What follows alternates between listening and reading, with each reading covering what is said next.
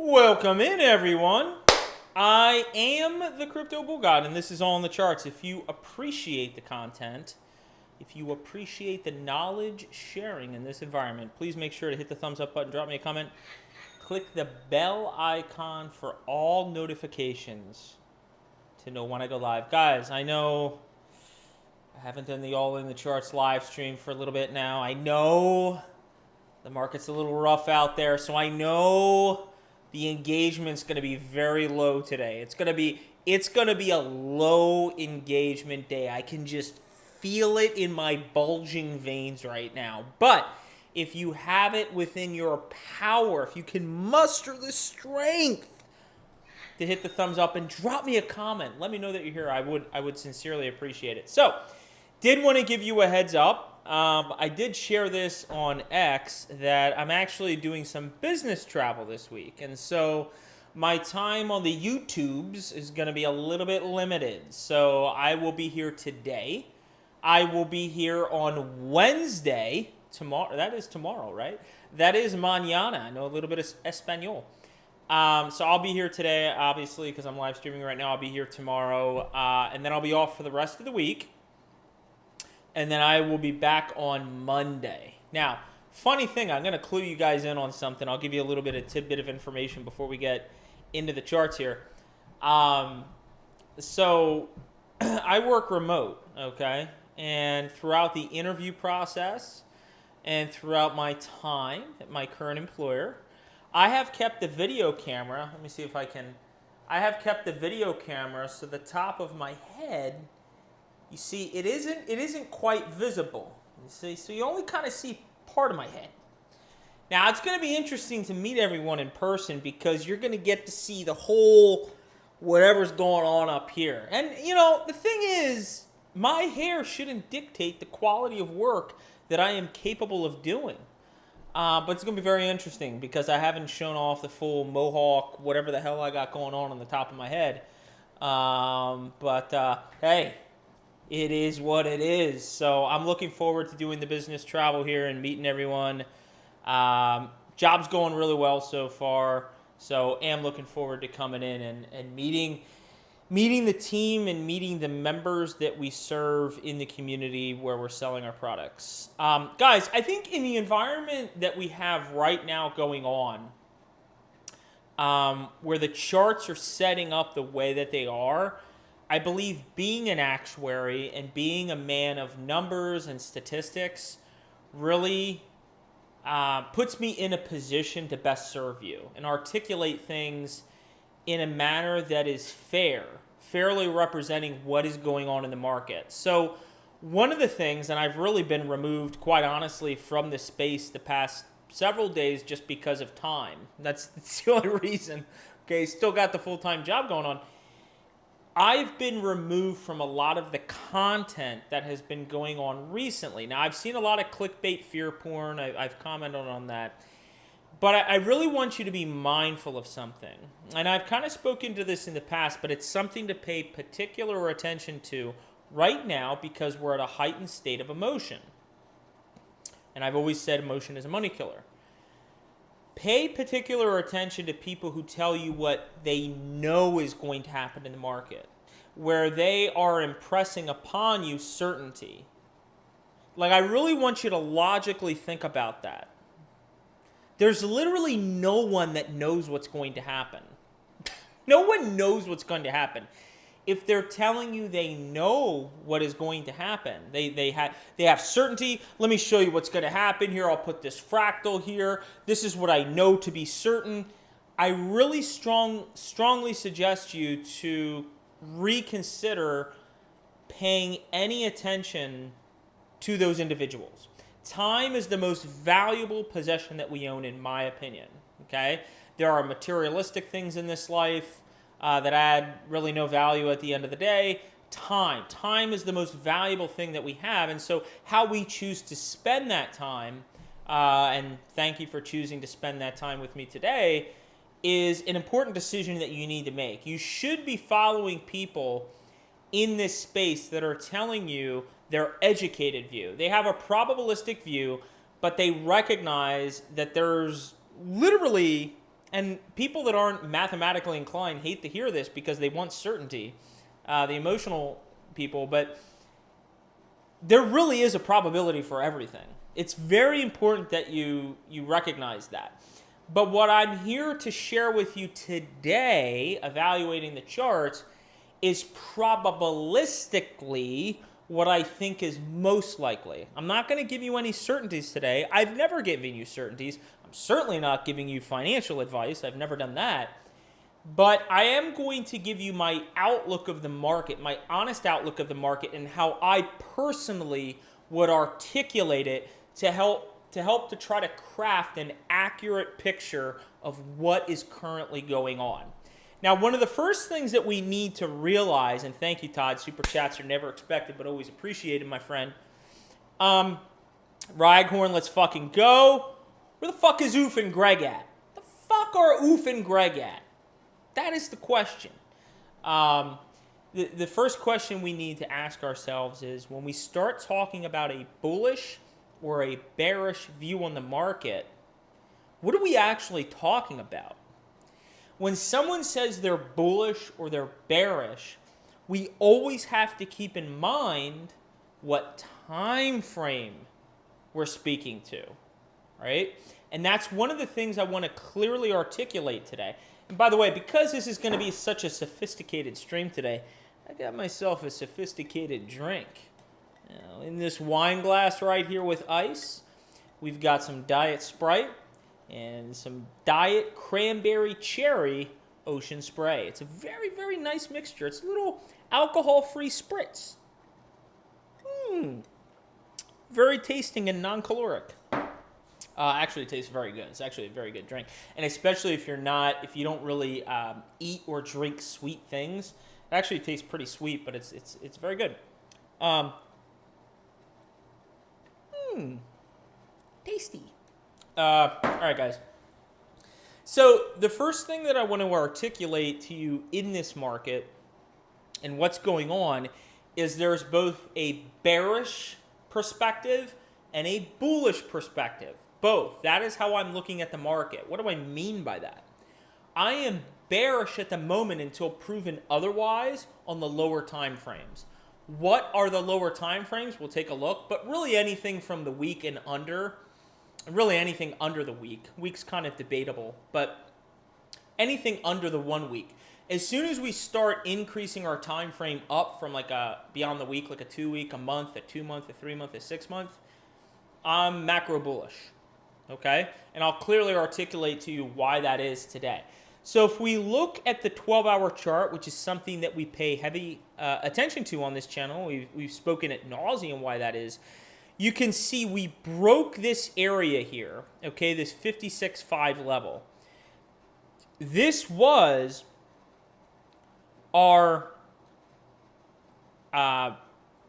bottom that we were attempting to create here. This was the time period in which, if we looked at a weekly chart, we had the bullish hammer candlestick reversal candle that spelled upside, okay? So we did get that upside. We got that upside reversal, but it was short-lived, okay? This was really a local bottom. And what ended up happening was we created a new low. We pierced this level down here, and we went all the way down to the $53,000 level. Now, right now in the lower time frame, what we're trying to do is we're trying to stabilize in price. Okay, we're trying to stabilize around this area. To the degree that we can hold this area, it's bullish. To the degree, obviously, that we break below this area, it's going to be bearish. And we'll talk about what price levels we should be looking for in the shorter term here over the next handful of weeks. Yes, I did say short term, handful of couple weeks. I didn't say handful of couple hours, guys. Shorter term time frame is a couple weeks, okay? just for clarity there. But really, the reason that I'm bearish here is because not only have we created a new low here, and this low didn't hold, look at where we're at with these moving averages, the 50 and 200 we've spoken about, okay? We're well below it. We've got the death cross on the 12-hour, which is never good historically. And look at how deep this is starting to trend down. This is exactly what we did not want to see on this chart. And historically speaking, we're not going to run the numbers. I have videos out on that from a couple years past. To the degree that we see something like this is more statistically likely to result in a lot of chop in here, okay, and finding our bearings until we can move up.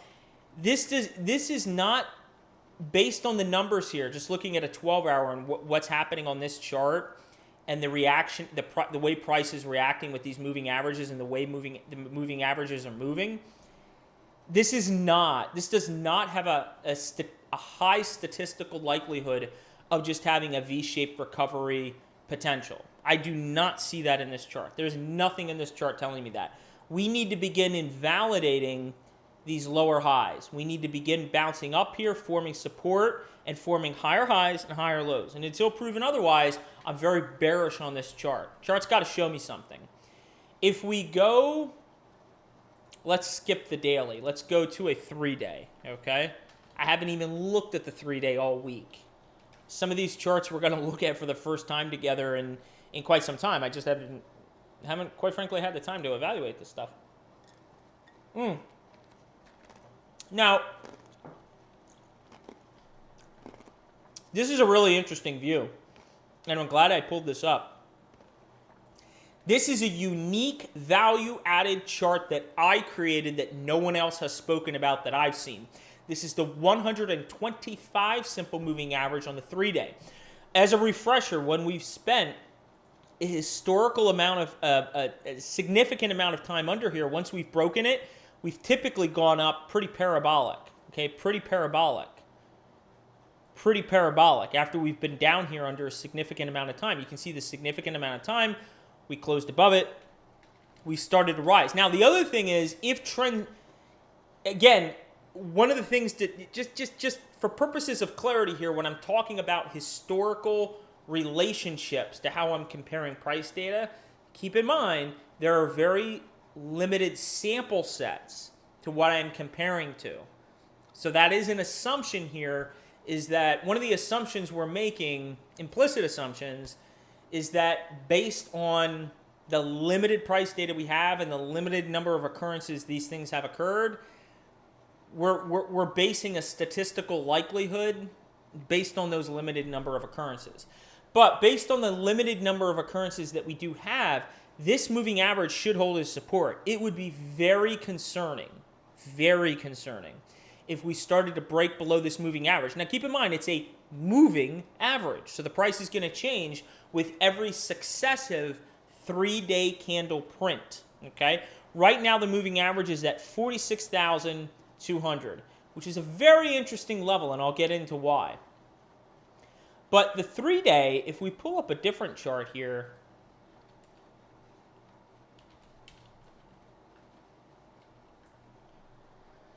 I want to try to get something where I have like I'll just put it on here. I mean, I'm going to keep this real basic. If we put on a MACD here, let's just focus on the MACD. Let's focus on the RSI. You can see on a 3-day, the MACD is all the way down here at 40. We're oversold. Or excuse me, the RSI is all the way down here at 40 oversold. The MACD, look at this MACD. This thing has no momentum to it. It's just been crashing downward. And on the 3-day, the other thing, price is king, focusing just on the 50 simple moving average, you can see we've broken below it, right? If we bring up the 20, we're starting to play with a cross of the 20 below the 50, which is never good when you have those faster period moving averages closing below the slower period moving averages. So again, 12-hour, 3-day, if we looked at daily, more of the same. It's looking pretty bearish, okay? On the daily chart itself, you can see right now we're hovering around the 200 simple moving average. Now, one interesting thing to do would be to note, I haven't done this before the live stream. It would be interesting to look at. Maybe we can look at it next week. I would be interested to look at the number of occurrences where we've had a true golden cross, where the 50 crosses above the 200 and they're both upsloping, when price starts to close below the 200, how many times has that signaled a significant downfall in price? I don't know the answer to that right now. But right now we're hovering around the 200 and it's going to act as resistance. 58, 59,000 is going to act as resistance. That's where the 200 on the daily's at. Now let's get into the weekly. A couple things I would point out on the weekly before we get into this whole purple-blue stuff that's going on in this chart, which I actually had tweeted about.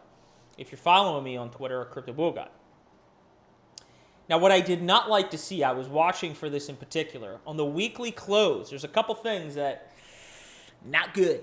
Okay? We'll speak to the good and we'll speak to the not good. By the way, at the end of this live stream, I will give you my current synopsis of the market. So make sure to stay tuned for that because this is all leading in a direction towards a conclusion. Okay? A specific conclusion. All right. Now, what I did not like to see is this hammer candlestick. You see this low here at 56,500, okay, or 450, whatever.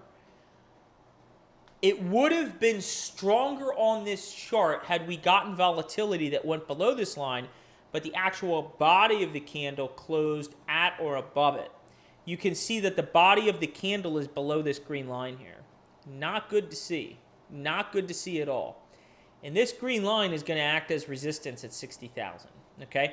Anytime we're on a chart and we're assessing it together and I start flipping green lines of support into red lines of resistance, not a good thing, okay? So not good to see that not only we went lower here, but we also closed below this line. The other important thing I would point out to you guys, and we've spoken to this, okay? This is a huge red flag to me, a huge red flag to me. Again, I am not here. You know this from I've done so many different analyses where I make it crystal clear on this channel. I give you an objective view of assets. Whether it's been a sushi swap that's completely fallen apart, Casper looks like a fucktard and has done nothing, and my opinion will not change on that until there are higher highs and higher lows formed. XRP's chart is falling apart. Bitcoin on the lower time frames is bearish. I'm going to tell you exactly what I see in the charts. All right, I'm going to keep things very fair here. Maybe I should change my name to the Crypto Fair God, not the Crypto Bull God. No. Crypto Bull God. I am bullish on the market, but I give you honest assessments of what's going on. So what is going on in this chart that has me raising a big red flag?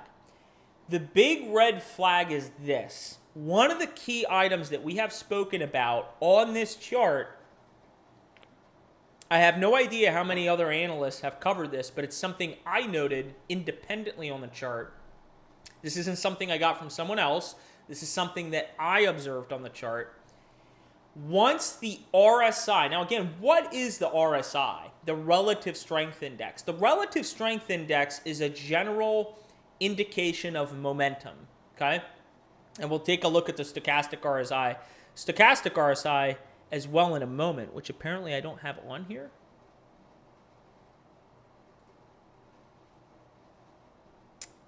I don't know what the fuck is going on, but we're going to put on the stochastic RSI. I wanted to take a look at that. Anyway, let's focus on the Relative Strength Index because both the RSI and stochastic RSI are momentum indicators. Now, what I have observed on the chart and what I have shared with you in times past is once the weekly RSI breaks definitively above 70, that is when you see the strongest impulsive moves in Bitcoin. That is what is denoted by the purple rectangles. Okay, these purple rectangles here denote when we've broken the 70 and when we've seen conjointly significant rises in price, okay? You can see back here, boom. You can see back here, boom. You can see back here, boom. Now, I want to make sure I articulate this very well that you understand why I'm so concerned on this chart. Again, there is no one indicator, there is no one chart that'll tell you certainty in anything. But our job as a technical analyst to fairly objectively observe what's going on in the market is to assess various data points or charts that we deem as important, historically important, and interpret those charts based on the data being presented as either bullish or bearish. And based on how many of those charts or data points are bullish or bearish, it helps to formulate our view of the market. In this case, on the weekly, this is a very bearish view. And the reason is because while we did break above 70, and that's great to see, it doesn't matter if we deviate below 70. See how we broke 70 right here? You see in the past, see how we broke 70 right here after we broke above 70? That doesn't matter. The key question is, does the RSI break on a closing body basis below 54? 54. And as you can see here, we broke below 54 with this candlestick. Now, in the past, I've circled with the blue. When that has happened here, big correction. When it happened here, big correction. That was the beer virus. It happened here. This is when CBG was just getting acclimated with the market. Big correction. Okay? So, and even back here, although this data was a little bit immature, we did have a little deviation here. I didn't count this data point. I view this as an outlier because data was too immature to kind of formulate anything credible. So, really what I'm saying is there have been 3, okay? 1, 2, 3. All 3 occurrences have led to a monumental decrease in price. A monumental, I hate to say this word, but a monumental crash in price. I will use the word crash. This is the 4th occurrence. We'll be 4 for 4. If I was an odds man just looking at this chart, I would say, yeah, this is telling us we're due for a much larger downfall in price. Whether we go down to 48, 52, 35.5 is not out of the question. That's what this view is telling us, okay? Now, the other thing that you want to watch for on this chart is the stochastic RSI, okay? So on the weekly and the stochastic RSI, the thing you want to watch for is a positive bullish confirmation to the upside. And a bullish confirmation to the upside, you can see we're trying to make a break here. It's getting above this line. Historically, once we start to get above the 20 trigger line and the blue breaks above the orange, like here, this was a little bit of a fake out here. Here, all these moves, okay? It does result in a surge in price. That's that momentum coming in back into the market. So this is something else we're going to watch for. But where would I watch for prices to come down to? The next obvious point. If you ask me today, hey, CBG, do you think it's most likely we have bottomed or our bottom is not in? I would tell you, I think most likely the bottom is not in, okay? I would tell you what I'm looking for, what seems way too, and again, Bitcoin likes to surprise us. Bitcoin likes to, at times, do the unexpected, but we can't ignore the probabilities. We can't hope for something, okay?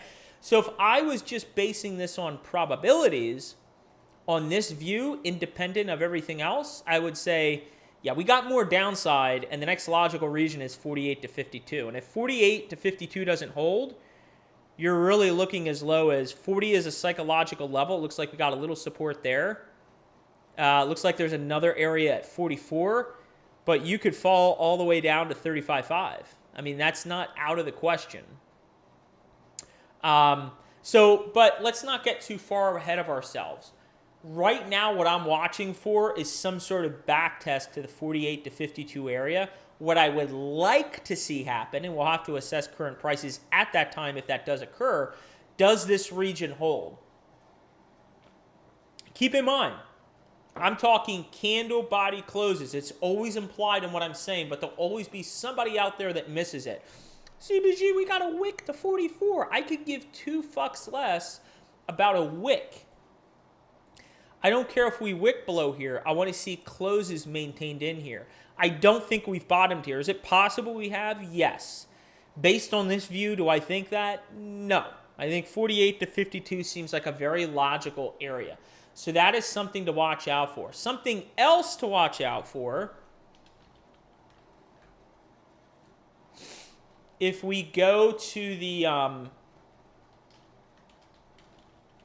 By the way, this is all coming to a conclusion in terms of where I see the market at.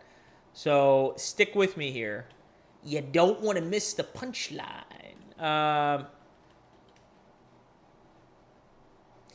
The other thing we want to watch for is the Gaussian channel. So the only reason so we already pointed out, and I want to try to, one of the things I do on this channel, I'm stumbling around here. One of the things I do on this channel is, based on different charts, I try to find what is called price confluence among the different charts, where there is confluence, where there's agreement. Okay, that's, in layman's terms, where do the charts agree with one another? Prices logically to find support. Okay? Here we have 48 to 52. Here we have a moving target on the 3-day that we spoke to with the 125 simple moving average. It's just below 48. It's at 46.3. Okay? If we go to the Gaussian channel, what's interesting is once we break above the green line, okay, you don't want to re-enter the Gaussian channel. If you re-enter this green area here with a candle body close, not a wick, bad sign. Bad probabilities of going lower. So we want to maintain, in general, prices above 45,000. So we're starting to get some confluence on some of these charts where there should be a reaction in price to provide support, and where we want to see support hold 45, 46, 48, 52. Right in that 52 to 45 area. That's sort of a sweet spot where we want to see prices hold, right? Once we start deviating below that range with candle body closes, things get a lot more concerning, but we don't want to jump ahead. The other thing, the other important premise before I start jumping to some of the higher time frames and getting to a conclusion of where I see the markets at, the other thing to keep in mind, if you've been paying attention to one of the fundamental concepts that I've illustrated in this market, Bitcoin was consolidating since March in this area. And what did I tell you up until this point? What did I tell you? This was a very healthy thing. And it was. It was very healthy.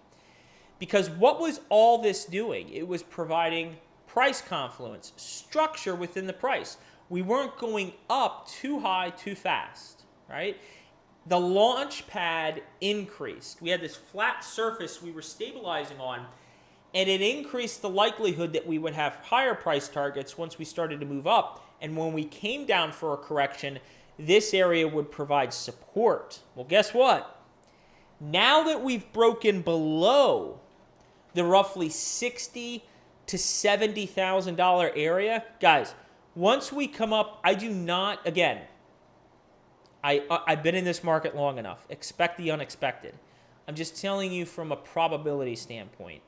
It is more likely that once we find our footing, whether we have bottomed, which I don't think is the case, or we come down to this area and hopefully around this area bottom, this area right here, we're not going through that like a hot knife through butter. This is going to provide us a problem. Why will it provide us with a problem?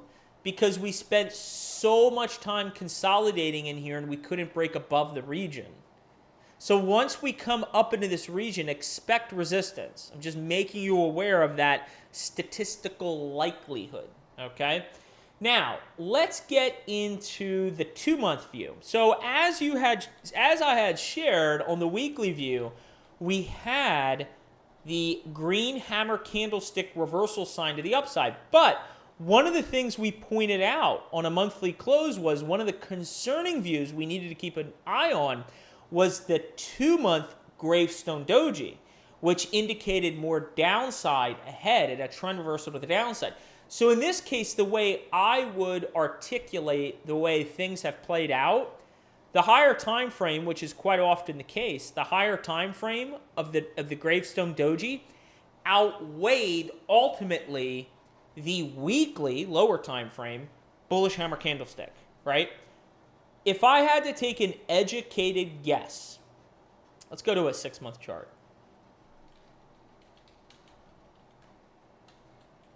Before I give you my educated guess, because that's all we're doing at the end of the day. You can come up with all sorts of synonyms for what we're doing. But if I told you my outlook on the market, What is my outlook on the market? What is it? What is anyone's outlook on the market? It's an educated guess, right? Or if it's not founded on education, well, you shouldn't be paying attention to those people. So I don't think I need to go into that.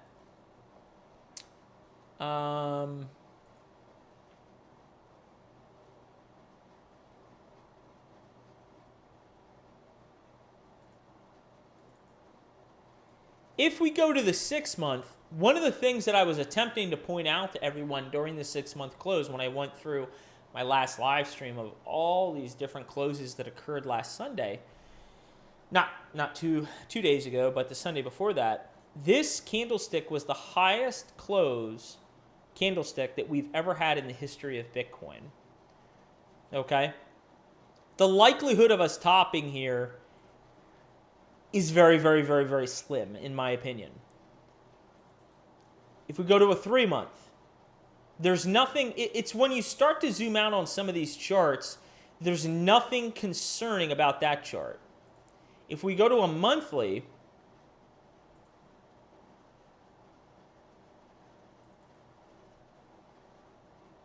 I haven't studied the RSI. I'd be curious, RSI levels. Looks like 60 might be a key area that we're holding up above. I'd be curious to understand that. MACD looks fine. RSI is fine. Here's what I would share with you in terms of my outlook of the market and the conclusion that I'm coming to. I spent, and I posted this out on Twitter, okay? All kidding aside, let me take a moment to not be as excitable and just kind of level set with you for a moment. I spent a lot of time putting this together, okay?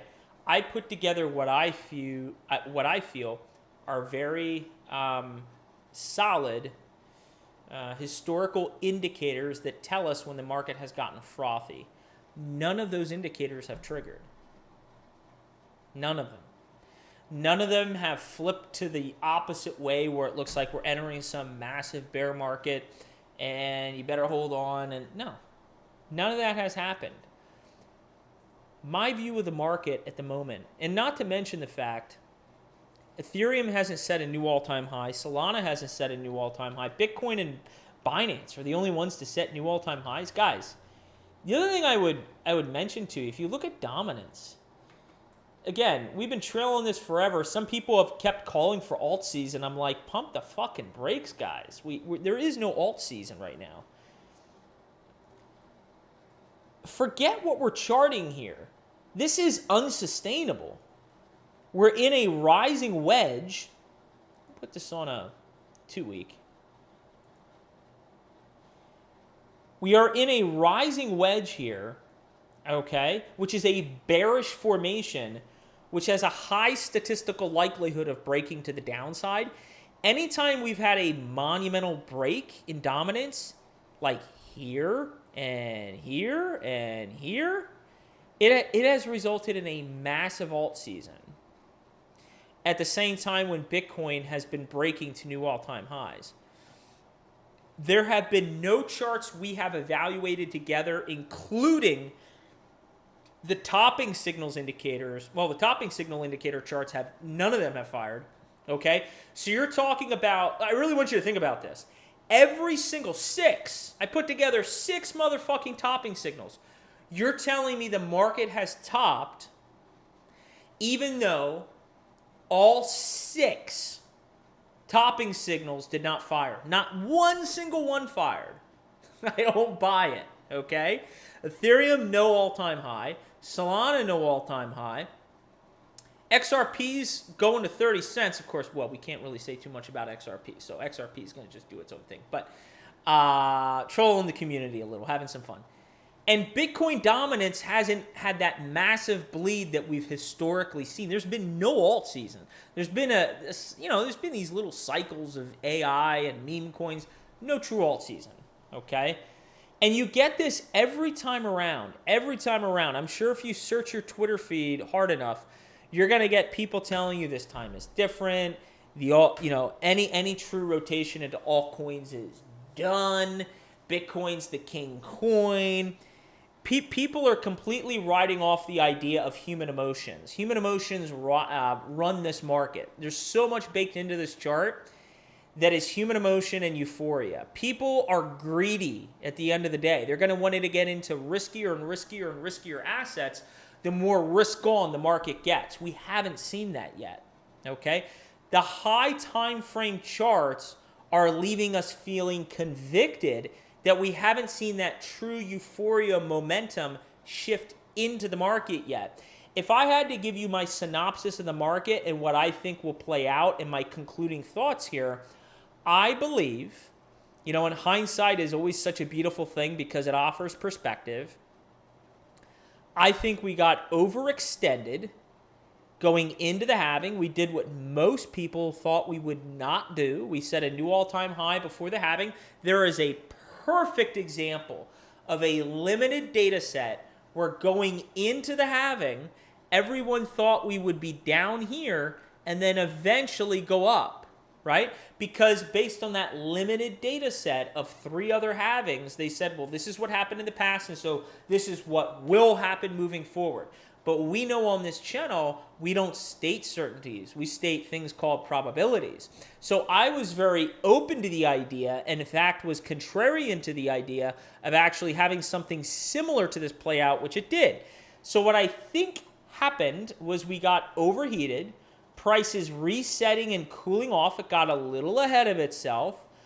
I believe we're going to have a few months here of sideways chippy and chopping and bullshit before we start riding the wave back up. And why do I feel that way? Because I feel like it's not feeling. I hate to use the word feel because I don't want to give the wrong interpretation. The reason that I've come to that conclusion is because the lower time frame charts have become overextended and now they became bearish, okay? All of these higher time frame views are still bullish and they have not signaled euphoria or an exhaustion in momentum, not one single one. So I believe the way to properly interpret that, unless if something changes in the chart, is, okay, the lower time frames are a little overheated, they need to cool off, high time frame is good to go. Once the low time frame starts to pick back up, it's going to continue to fuel, it's going to continue to add fuel to the higher time frames, and then we're going to see that true burst into euphoria, and then some of those topping signals, I'm not saying all of them, I've never said that, some of those topping signals are going to begin to fire green, but I think this is going to take some time to play out. I think anyone here looking at this market and saying we're going to get a quick recovery and you're going to see Bitcoin have a blow off top, within a few months, I don't see that. I don't see that. I think this is going into 2025. We are still, my view is still, we are in a bull market. Let's also not, I didn't touch on this point. Let's also not lose perspective that when you zoom out on this chart, let's actually go to a 2-week and condense price action. If you go to a 2-week chart, one of the fundamental things we should ask ourselves when assessing any chart, do we see higher highs and higher lows coming in? Let's get this off of here. Do we see higher highs and higher lows coming in? Of course we do. Of course we do. Voice change. Of course we do. Look at what's going on here. I mean, and again, this is another point I wanted to make sure to hit on. When you kind of put things in this perspective, why are you so feared out? Again, high time frame bullish, low time frame bearish. Now we want the momentum to shift in the low time frame because, as I've always said on this channel, that bullish momentum on the low time frames will bleed over into the high time frames. So when your 12-hour turns around, feeds into the daily, then that feeds into the 3-day, then that feeds into the weekly, and then it continues to sustain momentum into the monthly. Feel like a weather forecaster. It is hurricane season. The winds are pressing into South Florida. But yeah, so that is my outlook of the market. I just think there's going to be some more chipping and chopping in here. I'll tell you, I'm not going to disclose exactly what I did. I took the opportunity recently to reshift some positions. Okay, I took a look at my portfolio. I had a little sit down with myself. Hey, CBG, let's have an honest assessment. You developed your portfolio because of X, Y, and Z. You believed this based on the chart. This chart looks like shit, and I'm I'm not holding on to something. Here's the thing I've stressed to you. Remain convicted in what you're invested in unless something if something fundamentally changes in the chart. So there was at least one chart I looked at and said, fundamentally, this thing is falling apart. And I'm cutting my losses, and I'm going to put it in something that I feel a lot more confident about based on the structure of the chart. So I have taken the opportunity to reshift some of my allocations, and I would encourage all of you guys to take the opportunity to do that. The market is affording you that opportunity. Some of the strongest players in this market, whether you're talking about a Caspa, whether you're talking about a Render, whether you're talking about even a Solana, these things have pulled back to levels that look like they're at opportune levels. I'm not saying they've exactly bottomed, but they've gotten into regions I've spoken to in the past, and they're presenting opportunities to you. And at least, I'm not telling you to begin flipping all your coins around. No. But take an objective view of your portfolio and ask yourself the question if you want to make any tweaks to it. Any tweaks, it's providing you the opportunity. But again, I think this is, based on my assessment of these lower time frame and high time frame views, the conclusion is we are still in a bull market. I don't see anything here that makes me extremely nervous that we're entering a huge bear market.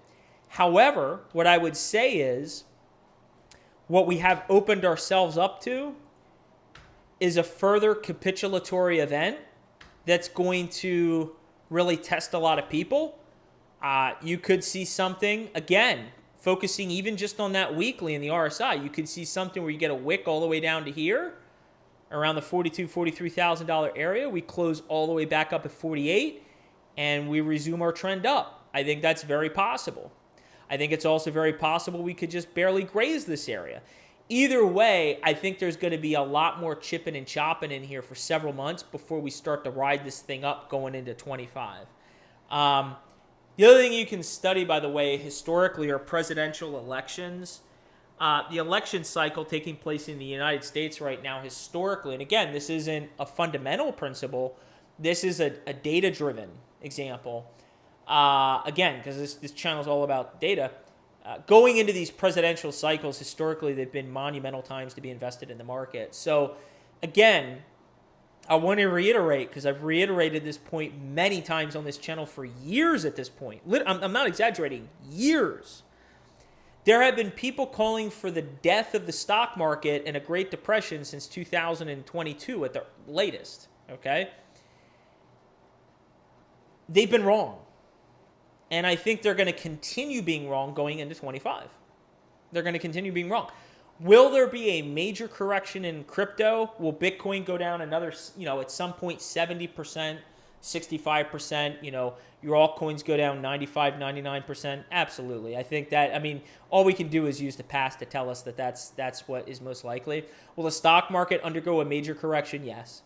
I think there's different bubbles in different sectors that will play out. The doomsdayers, to some degree, will be correct at some point. It's just they were wrong here, and they missed out on all this upside.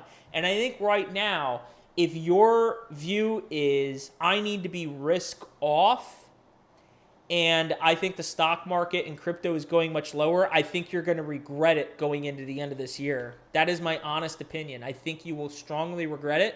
We can come back to this live. I'll try to remember live streaming this at the beginning of July. Maybe I can put this out in October, November timeframe. But I think by the end of this year, you're going to regret if you're not in this market and risk on. I'm fucking risk on. I put my money where my mouth is. I have a significant amount of my net worth in crypto. And I base that on the education and knowledge I have acquired through the diligence and time I've put into this market. That is my honest assessment of the market. It is a bull market, motherfuckers. It is a bull motherfucking market. We're getting a lot of downside and a lot of capitulatory price action that I think is going to test people and weed people out. I want to stress this, I do not anticipate a very sharp recovery. I don't see it.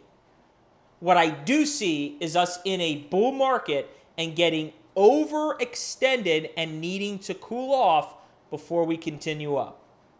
That is what I see in the market. That is my honest assessment. And how my portfolio is positioned. And by the way, guys, I'm not done considering how I'm allocated in the market.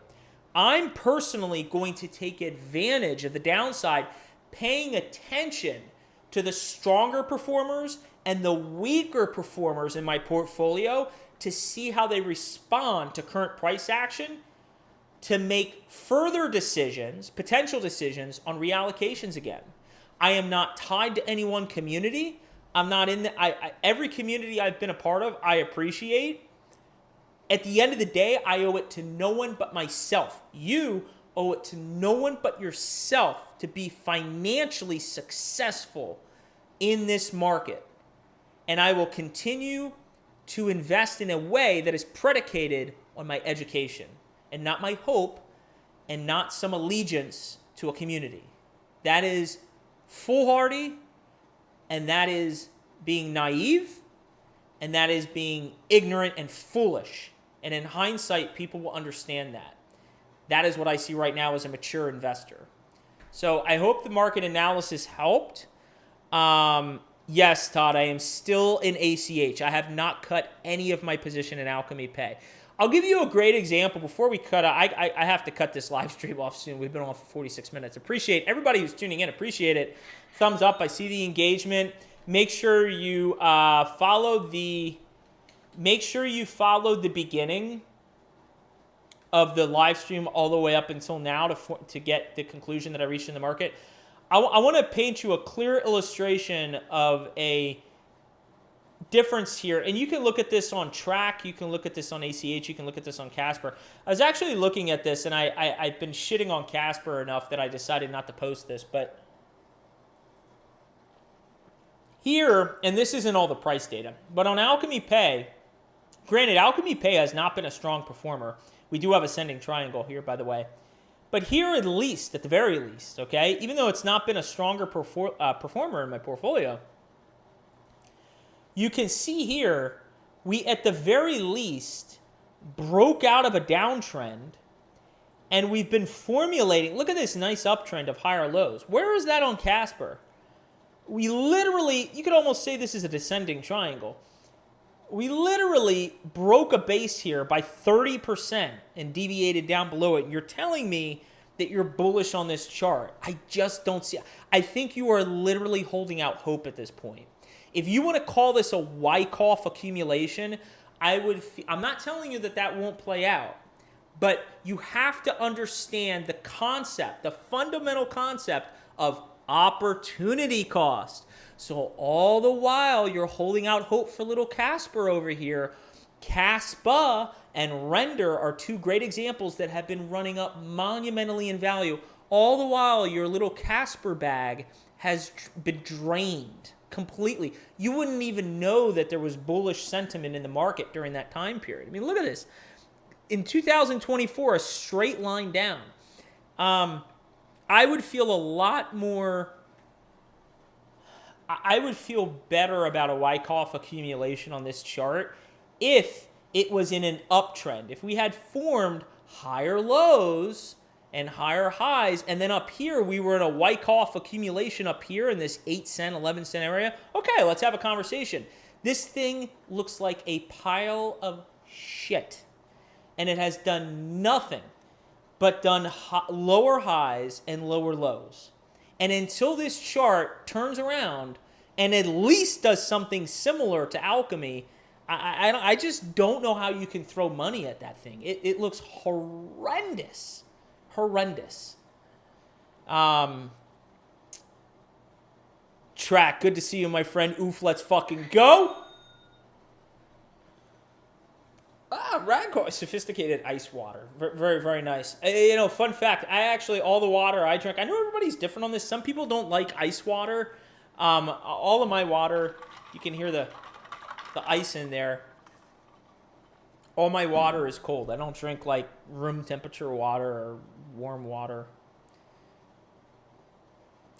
Really quick, we're going to end it here. Ricky asked a really good question I meant to touch on and I forgot to. The global liquidity cycle theory. I have spent a considerable amount of time digesting information from Raoul Pal regarding the liquidity cycle. Again, not again, but the liquidity cycle, while fundamental in nature, is a data-driven analysis. And that is why I've gravitated towards it. I think there's a lot of credence to it. I think that Raoul, and the one video in particular that was like an hour and a half long, I've listened to twice. One at normal speed, one at 1.25 speed, just to try to digest. Sometimes I do that. Videos that I deem really important, I'll listen to them twice. Long and short is, I lend a lot of credence to it. I think there's a lot of good data there and a lot of information backing up the notion that essentially the punchline, guys, if you haven't watched it, is that this is really going to extend well into 2025. He doesn't give you his view in terms of specifically when the market is topping. It could be, the first half of 2025. It could be the second half of 2025. I love that he's very open-minded in terms of what could happen, but I think he does a really nice job of properly interpreting the data in painting an accurate picture of what that data is telling us, right? And then leaving it up to the user to kind of discern as well what they can formulate from it. But I give a lot of credence to it. Guys, I see there are more questions coming in. I'm going to have to cut it off here. I appreciate all the engagement, Aaron. We're 50 minutes into the live stream, and I got a lot of other things I need to get to. So I will let you go. I will be back here tomorrow. That'll be the last live stream of the week. And then I'll be back here on Lunes. Monday. Next Monday after my trip to Cheesehead location. I'm going to take out Jordan Love before week 1 of the season for the Eagles. I'm going to meet Jordan Love. I'm going to take out his knees. That way we can guarantee a win in Brazil, week 1 for the Fightins for the Birds. All right, guys, I'm going to catch you later. Thank you so much for the engagement. Until next time, let's all spread awareness about the bull market, and let's carry the education forward. Take care, guys. Good to see you.